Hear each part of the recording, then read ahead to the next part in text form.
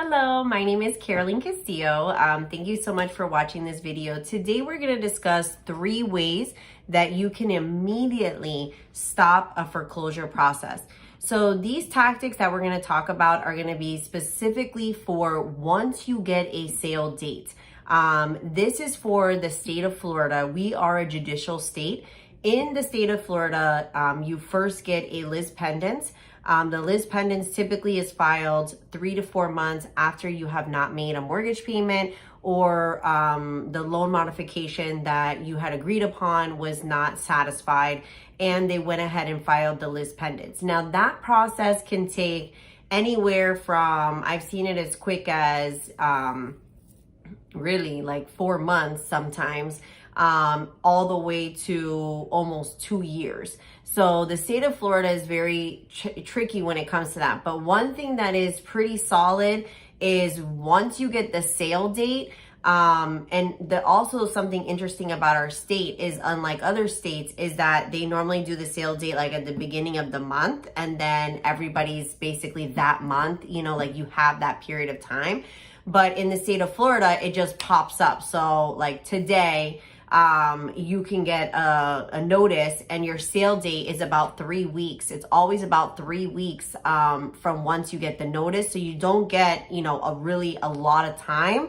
And when you get that sale date, guys, this is no joke. Like, this is happening now. When you get the lis pendens, not saying that it's a joke by any means, it's leading up to it. And really, honestly, if you do whatever you're going to do when you're in the lis pendens stage, that would honestly be better than waiting for this stage. But I know that sometimes some of us wait until the last minute, or we think things are going to work out, or we're going to be able to get caught up, or we're going to get money from somewhere to get everything settled out. So it does happen that you have to act right when you get the sale date. So I want you to know what your options are. So the first thing that you could do to immediately stop your house being auctioned, at the courthouse is a sales contract. So if you have been speaking with someone about selling your house and you just haven't pulled the trigger,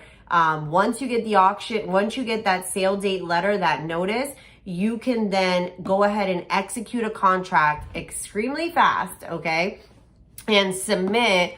Probably the person that made you the offer, they may know how to do this, but if not, they would take the sales contract with a HUD-1, which is basically like a closing statement showing that your bank would be getting paid off. It'll have like the judgment amount and everything, and it'll show also proof of funds that that person is ready, willing, and able to purchase the property cash, more than likely. And those 3 documents submitted to the foreclosure attorney, you should email them, fax them, and even drop them off in person if you can, to make sure that they know that they got it. That will completely stop the foreclosure process, okay? A lot of people think that the bank wants their house. That's actually not true at all. The bank does not want your house. They do not want to foreclose on it. They do not want your property. They are in the business of lending money, and they, for whatever reason, you're not paying on it, and it's just business on how to acquire the asset back. It's the same thing when it goes with cars, like there's a manufacturer that makes the car, and then there's auto loan dealers that lend money for people to buy cars. They don't want the cars. They don't want a big car lot. They want their interest off of the money that they lend to you to buy that car. So that's why they do repossessions and stuff like that, which foreclosure is the same. So the bank wants you to sell the house, or the bank wants you to get caught up on your payments. So if you do that, sign the contract, get the HUD-1, the closing statement that shows the bank getting paid off, shows the buyer's proof of funds. Like, this is a whole legit deal. At this stage of it, you don't have time to do a listing agreement. You don't have time to put your house on the market at this stage of it, okay? So that's one way. The second way is that you can file what's called a skeleton bankruptcy. And with the skeleton bankruptcy, there's 2 specific forms that you have to fill out. And the meaning skeleton, which means like there's nothing there. It's just like a blank bankruptcy. Like you haven't put in all the details of what it is that you're gonna, bankrupt. It's just a simple form to just initiate the bankruptcy process. And this, you can actually do this yourself. You can print the forms off of your county website, get everything filled out and signed, and then you take it actually into the courthouse and they stamp it and they get it officiated once again. Then you take those documents and then you send them over to the foreclosure attorney and email, fax, overnight, in person, like make sure that they receive them. And then that will also stop the sale date from happening, the auction from happening. Now, that really only buys you a certain amount of time. There are ways to extend that, but it's basically these options that I'm giving you they're not ways to get around not paying for, or what it is it's saying, okay, this is serious now. My house is about to be auctioned and I gotta make some moves here. I either need to, there's typically 3 things that people I see deal with, which is time. They need more time to like move out or get relocated to a new house. Money. They're having money issues. They don't have any money to relocate. Like you're literally going to get foreclosed and be homeless. You'd be surprised. There is a lot of people that there's equity in your house and you don't realize that there's equity in your house.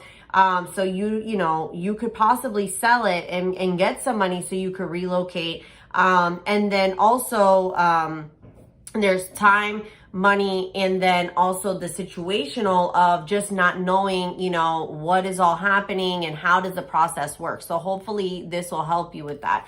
So you can get a contract, sell the house right away, submit everything, file a skeleton bankruptcy so that you can show the courts that bankruptcy will immediately stop it, okay? And then there's also a restraining order. So it's a temporary restraining order that you can actually file against the bank, okay? And this will basically give you, it's also an adjournment, which would give you a 30 and sometimes 60-day time period that you can actually pause what's going to happen. Now, guys, I want to make this crystal clear. This is not going to get rid of the foreclosure. The bank is still going to pursue this, okay? The only thing this is doing is buying you more time so that you can like say, okay, this is time for me to move out. This is time for me to sell my house. This is time for me to, or you could really do a whole bankruptcy.